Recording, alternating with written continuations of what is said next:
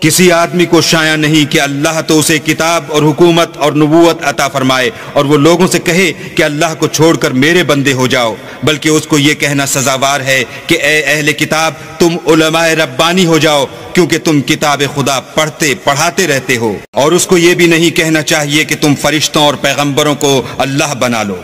بھلا جب تم مسلمان ہو چکے تو کیا اسے زیبا ہے کہ تمہیں کافر ہونے کو کہے؟ اور جب اللہ نے پیغمبروں سے عہد لیا کہ جب میں تم کو کتاب اور دانائی عطا کروں پھر تمہارے پاس کوئی پیغمبر آئے جو تمہاری کتاب کی تصدیق کرے تو تمہیں ضرور اس پر ایمان لانا ہوگا اور ضرور اس کی مدد کرنی ہوگی۔ اور عہد لینے کے بعد پوچھا کہ بھلا تم نے اقرار کیا اور اس اقرار پر میرا ذمہ لیا، یعنی مجھے ضامن ٹھہرایا؟ انہوں نے کہا ہاں ہم نے اقرار کیا۔